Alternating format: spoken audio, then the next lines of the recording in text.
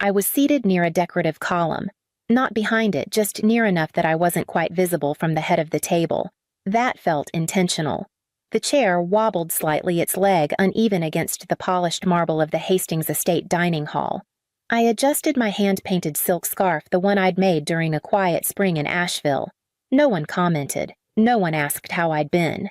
To my left, my cousin Chase adjusted his cufflinks and asked Alexandra how the Paris apartment renovation was going. Across the table, my brother Nathan laughed at a joke he hadn't made, and my mother Evelyn Hastings lifted her wine glass with that practiced grace that had once graced the pages of Southern living. She hadn't looked in my direction since I arrived. Then came the whisper. "She's not even a real Hastings?" my mother murmured to someone on her right, low enough that she thought no one else could hear. But I heard, and so did the lawyer seated at the head.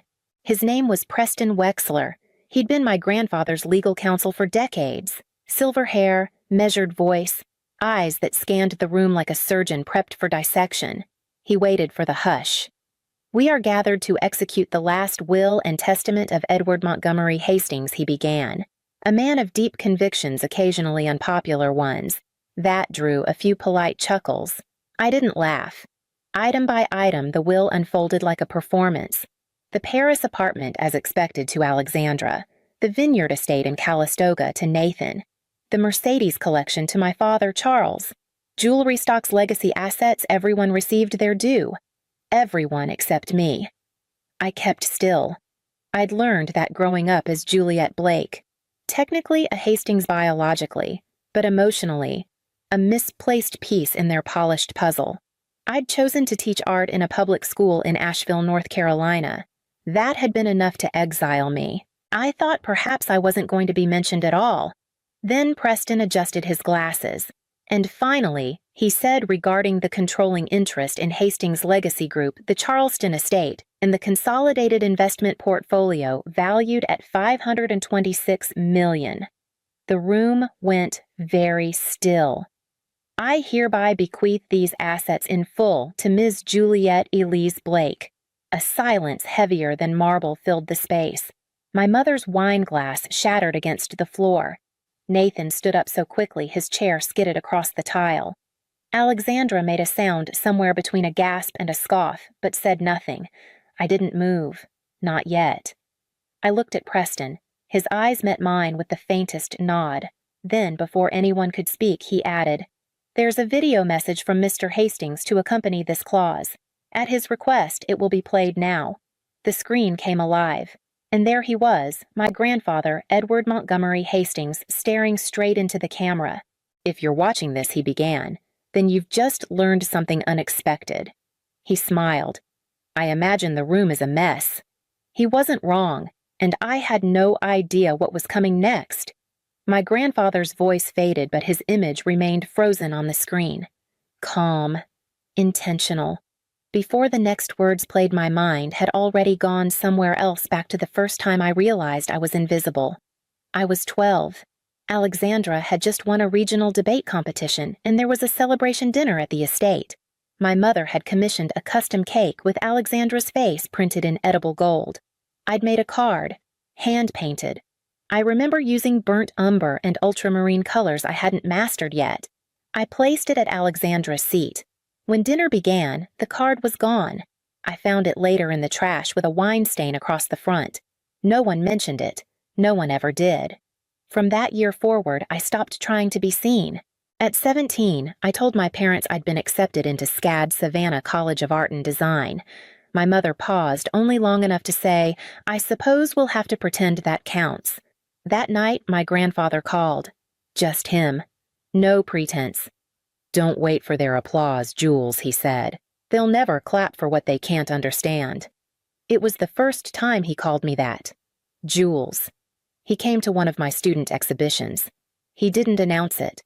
I only knew he'd been there because someone left a handwritten note tucked behind the frame of my watercolor series, the one with the broken door, Pure Truth. "Don't fix it." He never said it was him. He didn't need to. In my early 20s, I moved to Asheville, taught at a public high school, started leading community art programs for seniors. Most of my family thought I was in Oregon. I never corrected them. Alexandra went to Wharton. Nathan followed Dad into finance. Holiday cards came with staged photos and engraved signatures.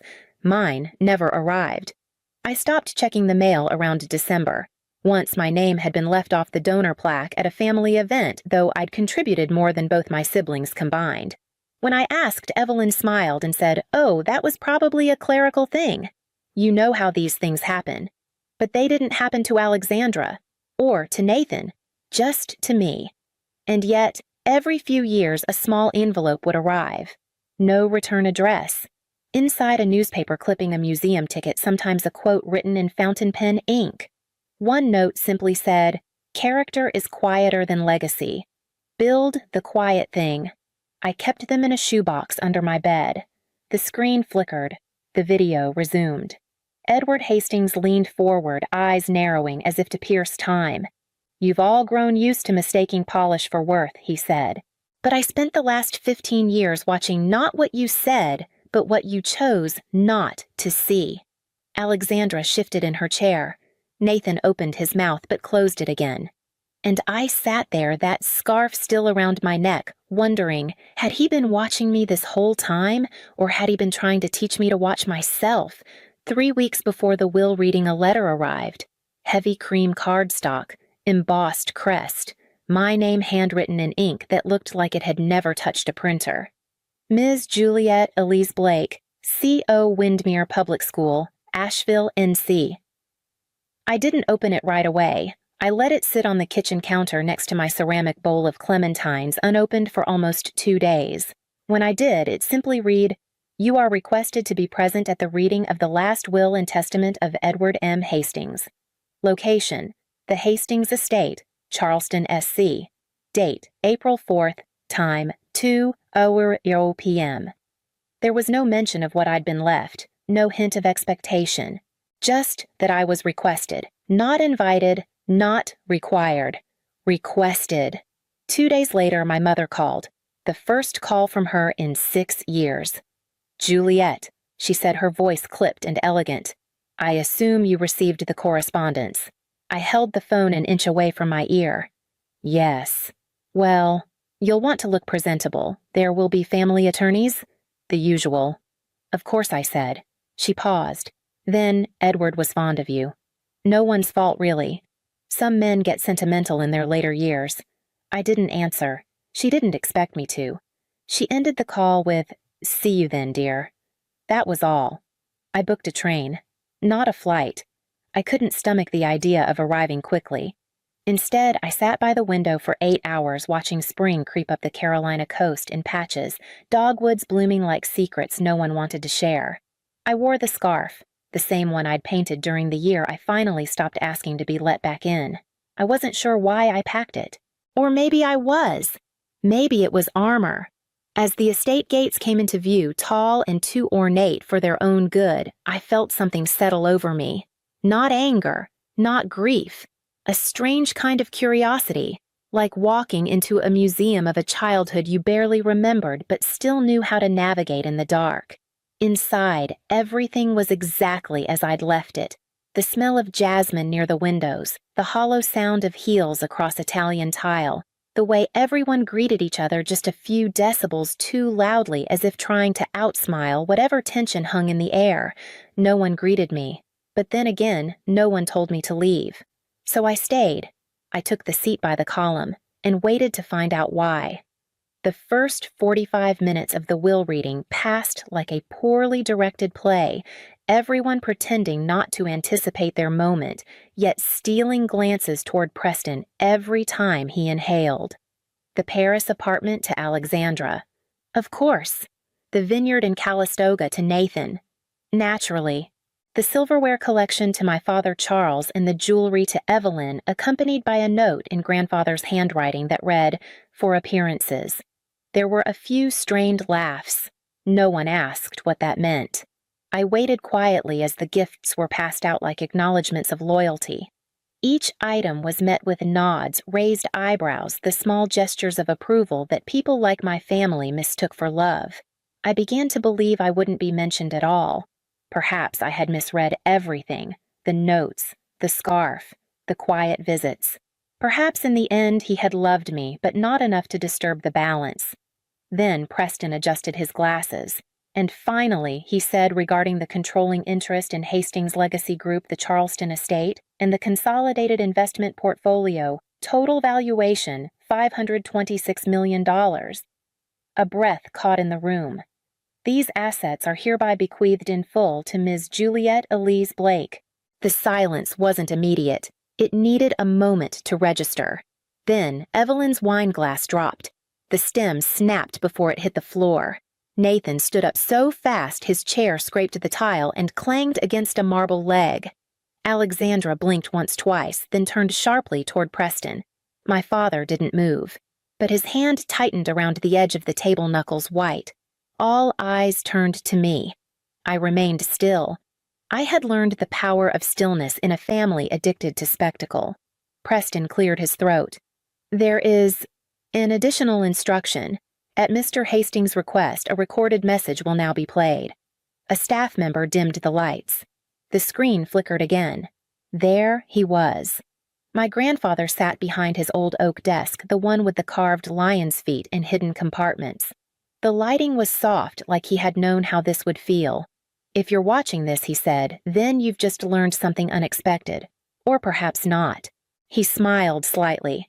Legacy, as I've come to understand, is not what you leave behind in dollars, but in decency. And most of you, his eyes seemed to search the room, have mistaken polish for principle. Evelyn shifted in her seat. My father exhaled through his nose. Alexandra's expression didn't change. Over the last 15 years, I've watched, he continued. Not your business metrics, but your choices. Small ones. Quiet ones. He began to list them.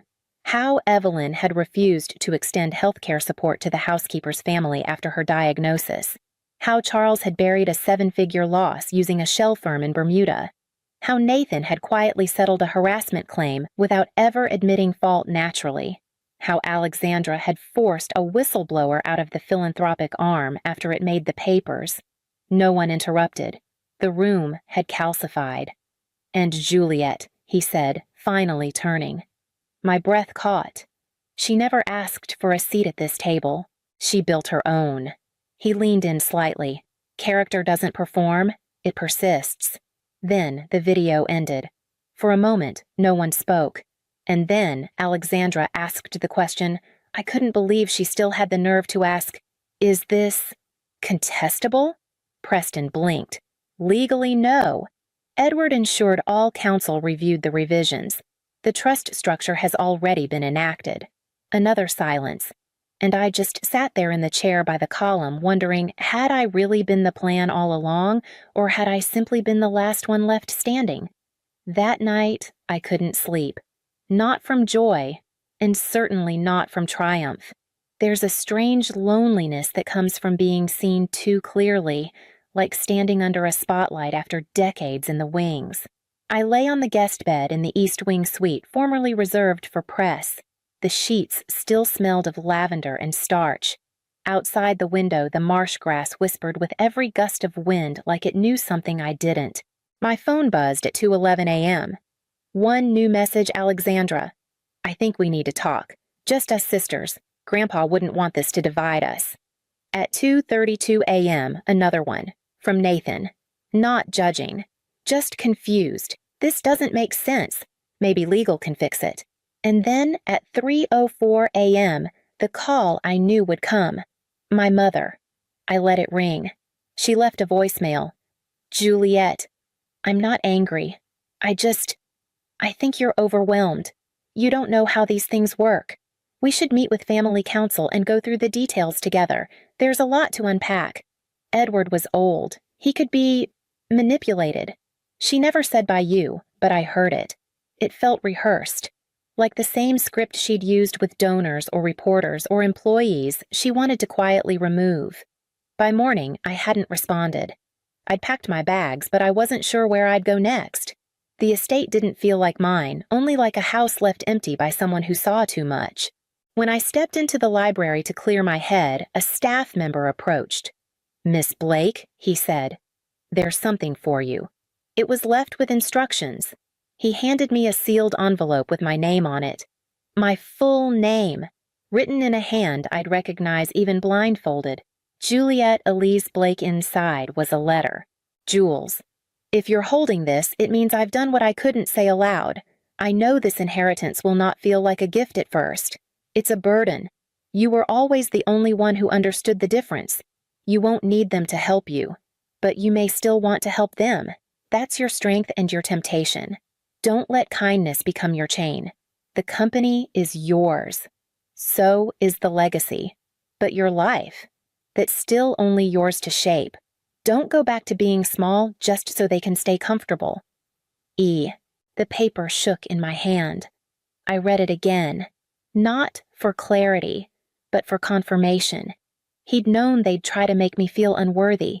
He'd known they'd use guilt instead of anger. He'd known I might fall for it, but he had left me something better than money, permission. The family summoned me to the conservatory, not officially, of course. No one used words like summon when you were supposedly part of them again. But the message was clear everyone would be there, and it was just a conversation. I walked in 5 minutes late, deliberately. They were already seated, my father by the glass wall, arms crossed, Evelyn in a pale blue dress too soft for the sharpness in her voice, Alexandra and Nathan at either end of the curved sofa like opposing counsel. There was tea on the table. No one had poured mine. Evelyn spoke first. Juliet, this isn't about money. Of course it wasn't. It's about preserving what your grandfather built, Nathan added. We're not here to argue. Alexandra leaned forward. You don't have to do anything drastic. Just delegate. Let Preston handle the transitions. You don't need to be involved day to day. I didn't say anything. My silence stretched. Look, said Charles finally. We all know he loved you. That's not the issue. But you're not experienced in this world. I looked around the room. They didn't want to take it back outright. That would make them look greedy. They wanted me to feel unqualified enough to give it up myself. I understand your concern, I said slowly. Evelyn visibly relaxed.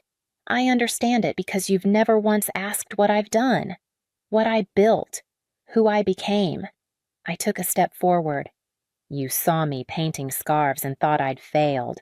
You saw me teaching and thought I'd given up. You saw me quiet, so you assumed I was nothing. No one interrupted.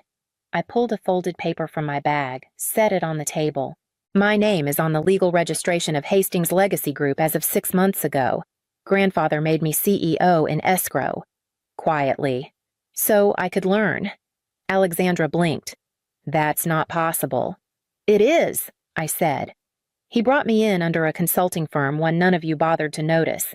I've been reviewing board strategy for 9 months.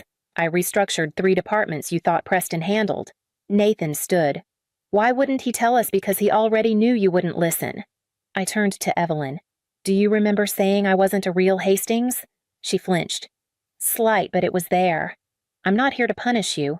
I don't need you to approve of me. I don't need a reconciliation dinner or a new group photo. I came here because he trusted me to finish what he started, and I will. The room fell quiet. Then Evelyn whispered, You've changed. I smiled. No.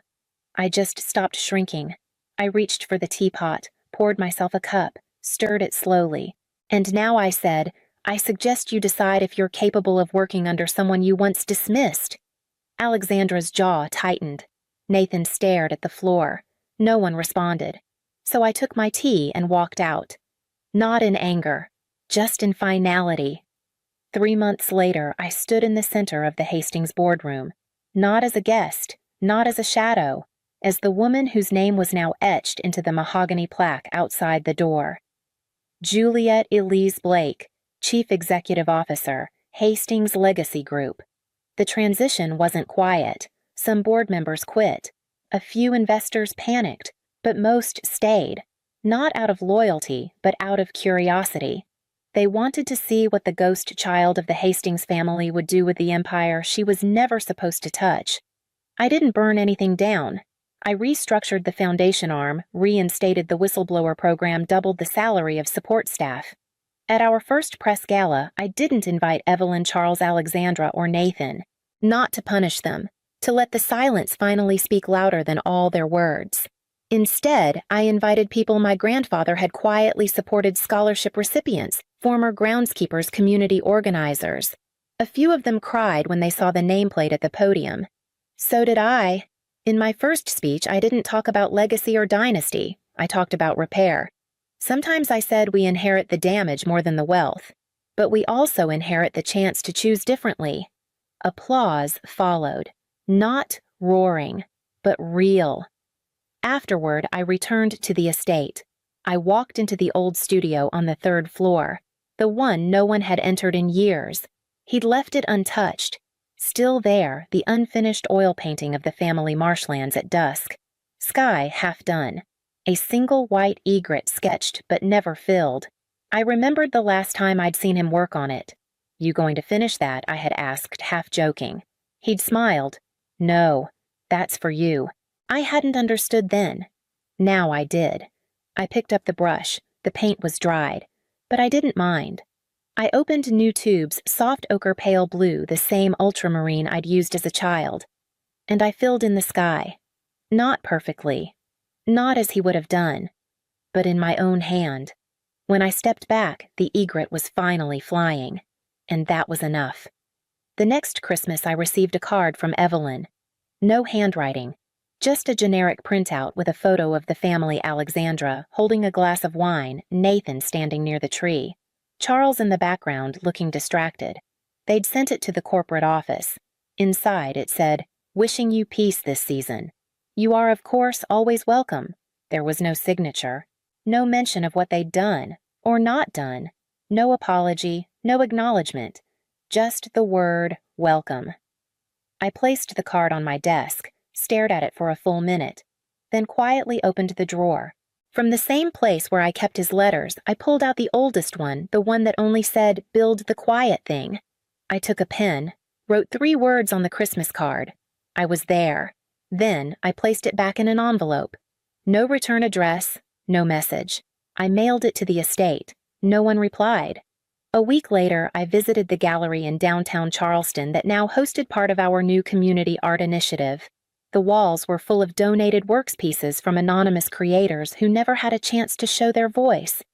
In the back corner was one of my own, small, simple, a watercolor of a chair, worn velvet, slightly off balance, tucked behind a column, its title scrawled underneath "Scene." I didn't wait to hear reactions. I left through the side entrance into the winter wind that rolled off the harbor. No scarf this time. I didn't need it.